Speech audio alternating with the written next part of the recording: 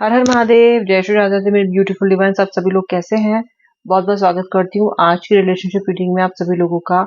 आज की रीडिंग में महादेव के आशीर्वाद को लेके कर रही हूँ, उनसे प्रार्थना कर रही हूँ कि आज की रीडिंग में वो आपको सही से इंसाइट्स दें, आपके व्यक्ति के रिलेशनशिप, आपके और आपके व्यक्ति के रिलेशनशिप के बारे में एकदम सही हम बातें जान सके। वो आपके बारे में क्या सोच रहे हैं, उनके मन में क्या चल रहा है, ये हम देख सकें। ये एक जनरल कलेक्टिव रीडिंग है, जितना रेजोनेट करे उतना क्लेम करे, बाकी ड्रॉप करते हैं। एब्सोल्युटली टाइमलेस है, मेल फीमेल कोई भी देख सकता है इस रीडिंग को। आपको सिर्फ एक ही काम करना है, वो है एक तो अपने व्यक्ति का नाम में 3 बार लेना है इस फ्लेम पे फोकस करके, और दूसरा आपको मेरी वीडियो को अभी के भी लाइक करना है ताकि आपका और मेरा हो एनर्जी एक्सचेंज। करें तो फिर स्टार्ट। चलिए बोलते हैं 3 बार, हर हर महादेव, हर हर महादेव, हर हर महादेव। और शुरुआत करते हैं आज की रीडिंग की। देखते हैं कि आखिर आपके व्यक्ति के मन में आपके लिए चल क्या रहा है। जो भी बातें पता चलेंगी मैं आपको जरूर बताऊंगी। यहाँ पे देखिए, जैसे जैसे वैक्स फॉर्मेशन हो रही है, मुझे राहु का असर बहुत अधिक दिखाई दे रहा है। बिकॉज मुझे यहाँ पे जो साइन सिग्नल्स दिखाई दे रहे हैं बनते हुए, मुझे ऐसा लगता है कि आपके व्यक्ति बहुत ओवर थिंकिंग कर रहे हैं। आपके व्यक्ति बहुत ज्यादा शक्की हो सकते हैं, आपके व्यक्ति बहुत ज्यादा किसी रिसर्च वर्क में हो सकते हैं, कोई ये व्यक्ति बहुत इंटेलिजेंट हो सकता है, अपने काम को लेके, अपने प्रोफेशन को लेके बहुत सीरियस हो सकता है। ये व्यक्ति कंफ्यूज्ड रहने वाला है अपनी पर्सनल लाइफ में, यानी कि may be this person is professionally very good, लेकिन ये व्यक्ति अपनी पर्सनल लाइफ में आपके साथ रिलेशनशिप को बहुत कॉम्प्लिकेटेड करके रखता है। ओके, फिलहाल भी आप ओवर थिंकिंग में चल रहे हैं। मुझे नंबर 4 के अलावा नंबर 3, नंबर 2, नंबर 1, नंबर 7 एक कड़ी बनती हुई दिखाई दे रही है। मुझे यहाँ पे राशियां मीन यानी कि पाइसेस, तुला यानी कि लिब्रा, एरीज यानी कि मेष राशि, धनु राशि दिखाई दे रही है मुझे यहाँ पे, दैट इज सेजिटेरियस, एक्वेरियस कुंभ राशि, कैप्रिकॉन एंड कैंसर भी, कर्क और मकर भी मुझे यहाँ पे दिखाई दे रही है। अच्छा, अब हम देख लेते हैं कि इसके अलावा व्यक्ति क्या सोच रहे हैं। देखिए, ओवर थिंकिंग तो कर रहे हैं। लेटर नंबर 3 मुझे दिखाई दे रहा है बहुत अधिक। लेटर यू भी दिखाई दे रहा है, लेटर एस, लेटर ई भी दिखाई दे रहा है। यहाँ मुझे ओम भी बनता दिखाई दे रहा है। देखिए, महादेव का नाम लेके हम रीडिंग कर रहे हैं तो ओम कैसे नहीं बनेगा भला। ओम भी बन रहा है। ओम मशवरा जरूर लिखिएगा कमेंट सेक्शन में। बहुत अच्छा संकेत है ये आपके रिलेशनशिप के लिए, बहुत अच्छा संकेत है एक परिवर्तन के लिए। मुझे आपका व्यक्ति झूलता हुआ दिखाई दे रहा है अपने मन और अपने मस्तिष्क के बीच में। ओके, झूल रहा है ये, कभी इधर तो कभी इधर। कभी मन का कांटा भारी हो जाता है आपके लिए, तो कभी दिमाग का कांटा भारी हो जाता है। मन का कांटा कैसे? व्यक्ति का मन उसे आपकी तरफ खींच रहा है, नाहक ही खींच रहा है। ये व्यक्ति चाहता भी नहीं है ऐसा हो ना, फिर भी खींच रहा है। ये व्यक्ति आपको सोचे बिना नहीं रह पा रहा है, आपकी तरफ ध्यान बार बार जा रहा है। आप कैसे बात करते हो, कैसे चलते हो, कैसे इनसे एंगेज करते थे, किस तरह की आपकी बातें होती थी, कैसे आप अपने हाथों को मूव करते थे, किस तरीके से आपकी आंखें चलती थी, आपके मुंह पे कैसी मुस्कान रहा करती थी, ये सभी ये व्यक्ति सोच रहा है। ओके, कभी मुस्कुरा रहा है सोच के, तो कभी दुखी हो रहा है। दुखी इसलिए हो रहा है क्योंकि इस व्यक्ति का मस्तिष्क ये कह रहा है कि इसके बारे में मत सोच। इस व्यक्ति का मस्तिष्क कह रहा है कि अगर तूने इसके बारे में सोचा और अगर इतना इमोशनल इसके लिए फील किया, तो फिर तू इसके प्रति फिर से आकर्षित होगा या होगी, और तुझे झुकना पड़ेगा, तुझे हार माननी पड़ेगी, तुझे अपनी वीकनेस शो करनी पड़ेगी, तो तू कहीं ना कहीं कमतर हो जाएगा। ओके, इस तरह से दिमाग कह रहा है। दिमाग आपकी पिछली की हुई कुछ हरकतें कह लीजिए, बातें कह लीजिए, आपका कोई बिहेवियर कह लीजिए, जो शायद आपने एक ही बार किया हो, लेकिन वो आपकी इतनी बड़ी सजा बन गया हो कि वो बार बार ये व्यक्ति अपने दिमाग में घुमा रहा है। ओके, और आपको एक तरह का मुजरिम ठहराता हुआ मुझे दिखाई दे रहा है व्यक्ति। मन क्या कहता है? मन कहता है कि यार जो भी है बातचीत तो करनी चाहिए। मन कहता है यार छोड़, बात करते हैं, एक बार देख तो ले कि हो क्या रहा है उस तरफ। तो व्यक्ति आपकी तरफ चल क्या रहा है ना, कहीं आप मूव ऑन तो नहीं कर रहे हो, कहीं आप इस व्यक्ति को सीरियसली छोड़ने के बारे में तो नहीं सोच रहे हो, कहीं आप किसी और व्यक्ति के बारे में तो नहीं सोचने लग गए हो। आप सोशल मीडिया पे कैसे दिख रहे हो, क्या इस व्यक्ति के बिना खुश हो? अगर आप बहुत तैयार होकर अपनी प्रोफाइल पिक्चर या डीपी डाल रहे हो या स्टोरीज डाल रहे हो, तो ये व्यक्ति बहुत सोच रहा है उस बारे में कि ऐसे कैसे हो सकता है कि ये व्यक्ति मेरे लिए खुश है। कहीं ना कहीं मिररिंग लग रहा है ना आपको ये, ऐसा आप भी सोचते हो, ऐसा आपके मन में भी चलता है। तो चलेगा कैसे नहीं? ट्विन फ्लेम और सोलबिट की एनर्जी जब है, तो जो हाल दिल का इधर हो रहा है वही हाल दिल का उधर हो रहा है, और यही तो चल रहा है तब से। लेकिन आगे बढ़ने की, सामने एक दूसरे के आने की, एक दूसरे से चीज़ों को क्लियर करने की, क्लैरिफाई करने की ये हिम्मत किसी की नहीं है। आपका पॉइंट ये है कि अब मैं नहीं करूँगी, आपके व्यक्ति का पॉइंट ये है कि अब मैं क्यों करूँ? जब हमेशा यही करते तो वो भी यही करे। सो वहाँ पे कहीं न कहीं बात अड़ी हुई दिखाई देती है मुझे। आप लोग मुझे दोनों के दोनों एक ऐसे दोराहे पे दिखाई देते हो, जहाँ से जो रास्ता एक दूसरे की तरफ जाता है, वो आप लेना तो चाहते हो, लेकिन उस रास्ते पे पहले कोई बढ़ना नहीं चाहता। पहले बढ़ने का मतलब है हार, ओके? और आपके लिए तो खैर अभी ये डिग्निटी और सेल्फ रिस्पेक्ट की बात हो गई है, तो आपके लिए तो हार भी नहीं है, आपके लिए तो कहीं न कहीं एकदम सर्वाइवल वाली बात हो गई है, ओके? क्योंकि आप ये समझ रहे हो कि ऐसे तो सारी ज़िंदगी यही होता रहेगा, ऐसे तो आजीवन में यही करती रहूँगी, मैं इसको ऐसे ही मनाती रहूँगी या मैं इसको ऐसे ही मनाता रहूँगा, ऐसे तो नहीं काम चल सकता। तो अम, ये व्यक्ति भी कहीं न कहीं यही सोच रहा है कि येस, मन तो कह रहा है कि यू वांट दिस पर्सन। अच्छा, ये जो पर्सन है ना, बेईमान इंसान है, झूठ बोलने वाला इंसान हो सकता है आपका पार्टनर, और आपने कहीं झूठ पकड़े हो सकते हैं ये। और इस पे विश्वास करना भी अब आपके लिए भारी हो रहा है। ये व्यक्ति अपने कन्वीनियंस के हिसाब से बहुत झूठ बोलता है।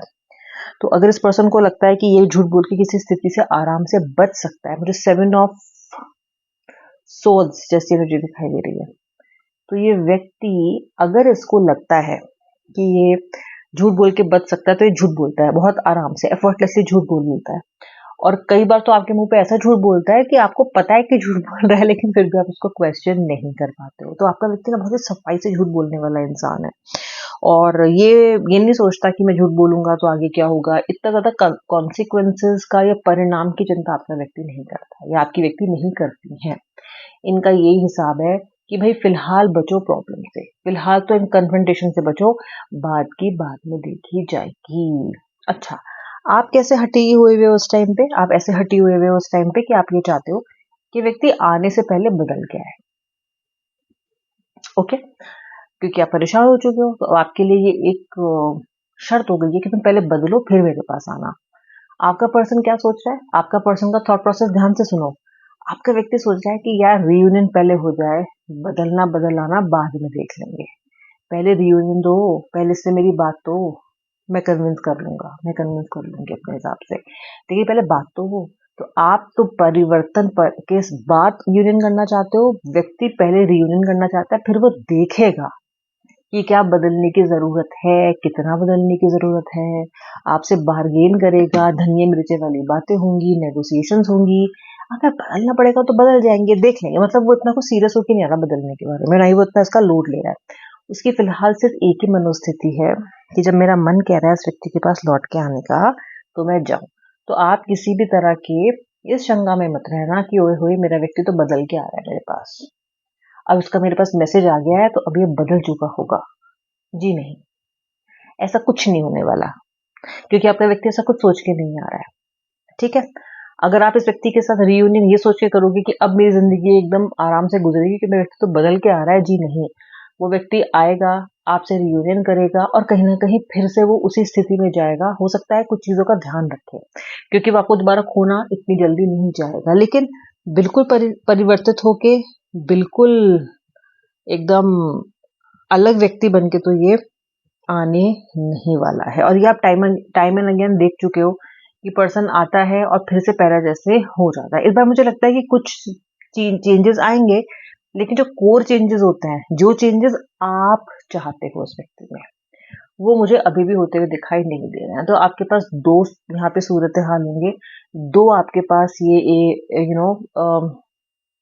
रास्ते होंगे। नंबर वन, कि आप इसको एक्सेप्ट ही ना करो, जब ये आए इग्नोर कर दो, मूव ऑन कर जाओ। और सेकंड, जब ये आ रहा है तो आप रिलेशनशिप में जाओ, फिर धीरे धीरे आप इस व्यक्ति को अपने हिसाब से ट्रेन करो, दोबारा से उसी राह पे चलो। और वो डिपेंड करता है कि आप कितने डेस्परेट हो, और उसी के हिसाब से आपको डिसीजन लेना होगा। बहुत सोच समझ के लेना।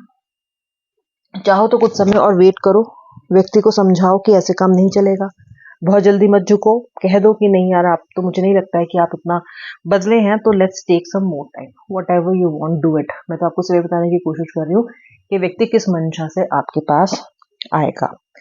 तो जैसे बहुत से लोग मुझसे पूछते हैं कि ना रीयूनियन होगा, तो देखो, यस होगा, लेकिन मैं हमेशा अपने क्लाइंट्स को कहती हूँ कि रीयूनियन होना समस्या का समाधान नहीं है। रियूनियन होना तो दोबारा कहानी की शुरुआत है। ओके, वो होता है ना, and they lived happily ever after, but do they live happily ever after? That will depend upon कि आपने इस नो कॉन्टैक्ट में कितना सीखा है, अपने आप को कितना मजबूत बनाया है, इस व्यक्ति पे अपनी डिपेंडेंसी को और बढ़ाया है या फिर ईश्वर का सानिध्य लेके उसे घटाया है। ये दिखाएगा कि आगे रिलेशनशिप लंबा चलेगा या नहीं, क्योंकि आपकी भी उम्मीदें ऐसी होती है ना, ये आप इसके साथ बिल्कुल वेलक्रो हो जाते हो, चिपक जाते हो जाके। ओके, पूरा इमोशनल भार आप इस पे डाल देते हो, ठीक है, कि अब तो मेरी अच्छे बुरे सबके जिम्मेदार सिर्फ तुम हो, तुम मुझे खुश रखोगे तो मैं खुश रहूंगी और तुम मुझे दुखी रखोगे तो मैं दुखी रहूंगी। क्यों दुखी रहोगे? ऑन ऑफ बटन है क्या आपके अंदर कि वो ऐसे करके ऑन कर देंगे तो आप ऑन हो जाओगे, ऑफ कर देंगे तो क्या आप जीते जागते इंसान नहीं हो? क्या आपकी एजुकेशनल बैकग्राउंड, आपकी परवरिश, आपने अपनी लाइफ से जो सीखा है, आप कोई खिलौना तो नहीं हो, आप तो एक जीते जागते जीवित इंसान। तो ऐसा कैसे हो सकता है कि कोई व्यक्ति खुश रखेगा तो खुश रहोगे और दुखी कर देगा आपको तो दुखी हो जाओगे? नहीं, यही डिपेंडेंसी पे काम करने के लिए आपको ईश्वर ने, डिवाइन ने, यूनिवर्स ने, दिव्य ने डाला था इस नो कांटेक्ट स्थिति में, और आपने इस पूरे नो कांटेक्ट के टाइम को निकाल दिया रोने धोने में। अभी भी वक्त है, चेतो, अभी भी वक्त है। ये व्यक्ति आएगा, उससे क्या बात करनी है, मुझे अपनी लाइफ को किस तरीके से जीना है, ये व्यक्ति मेरी लाइफ में कहाँ फिट होता है और किस तरह से मुझे फिट करना है, ये अब की बार रूल बुक आप लिखो। ओके, ये आपको रूल बुक लिखनी पड़ेगी, क्योंकि मैं आपको फिर बार बार बता रही हूँ, व्यक्ति कोई ट्रांसफॉर्म होके नहीं आ रहा है, व्यक्ति बस आ रहा है। ओके, क्योंकि वो आपके बिना रह नहीं पा रहा है, इसलिए, क्योंकि उसका मन आपको याद कर रहा है, क्योंकि वो बहुत मिसिंग एनर्जीज में है आपको लेके, क्योंकि आपसे दूर है ना, अब इसे गवारा नहीं है, क्योंकि बहुत टाइम तक आपसे दूर है। This person is feeling very बेचैन, this person is feeling very restless, क्योंकि आपके अंदर एक ऐसी पॉजिटिव एनर्जी है जिसकी चाह इस व्यक्ति को है। तो ये व्यक्ति उस चाह को उस चीज को पाने के लिए, एक कस्तूरी मृग होता है राइट, तो वैसे आप मृग को चेस करेगा फिर से और आपके पास लौटने की कोशिश करेगा। ठीक है, आपको इस डील में से अपने लिए मैक्सिमम बेनिफिट निकालना है, क्योंकि हर पर घाटे का सौदा तो भी देखो आप नहीं कर सकते हो। ठीक है, अब आप मुझसे पूछोगे कि कितने समय में ये हो सकता है।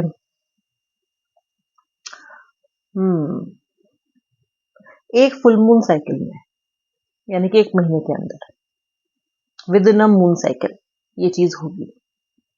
Okay, with in a moon cycle ये चीज होगी। Okay, so brace yourself, prepare yourself, brace yourself for the impact that this person is going to show. जो ये इंसान आप पे अपने इमोशनल बैगेज को भी इम्पोज करेगा ना आके, हो सकता है आपको ब्लेम भी करने लग जाए, हो सकता है आपको कहने लग जाए कि तुम्हारी गलती है, मेरी कोई गलती नहीं है। उन सब चीजों को कैसे हैंडल करना है, आप व्यक्ति का पहले भी बिहेवियर देख चुके हो, आप जानते हो कि वो क्या क्या कहने में और क्या क्या करने में केपेबल है। उसी हिसाब से यू शुड ले out a strategy, you should ले आउट अ प्लान, और व्यक्ति के आने का इंतजार करो इस मूड के साथ, इस एटीट्यूड के साथ ही, आओ आओ हम भी तैयार हैं इस तरफ, हम भी अनप्रिपेयर्ड नहीं है, हम भी उस युद्ध के लिए तैयार हैं जो मैंने नहीं तुमने छेड़ा। मैं तो युद्ध करने आई नहीं थी, आप तो युद्ध करने इस कनेक्शन में आए ही नहीं थे, आप तो प्रेम के लिए आए थे। लेकिन ये डिग्निटी का, इज्जत का, ईगो का वॉर आपके व्यक्ति ने बनाया है। लेकिन जो भी हो, अभी आप एक वॉरलाइक सिचुएशन में हो, तो तैयार ही आपको पूरी रखनी है। ओके, परम पिल्लुओं की तरह आपको जैसे कि आप हर बार करते हो, परेशान नहीं रहना है। व्यक्ति की हर कोई अजीबोगरीब बात मान के उसके सामने नहीं झुकना है। ओके, अपनी पूरा तर्क रखिए, तर्क वितर्क कीजिए, तर्क वितर्क करने वाले इंसान हो आप, लेकिन यहाँ आप बिल्कुल फेल हो। तो somewhere the universe is telling you, the divine force, the divine power is telling you that you have to keep everything in the right perspective and then go for this reunion. केवल instinct base, अपने दिल से मजबूर हो कि कोई भी गलत शर्त मान के या कुछ भी चीज कह के रिश्ते में मत जाना। ठीक है, उससे अच्छा तो आप अकेले ही हो, सोच के देखो, उससे अच्छी कंपनी तो अकेले की कंपनी है। ठीक है, चलिए, जो आज रीडिंग आई है, give it a thought, please give it a thought, and then next moon cycle का पूरी होने का वेट करो। अब मैं मिलूंगी आपसे नेक्स्ट रीडिंग में, तब तक के लिए जय श्री राधे राधे, हर हर महादेव।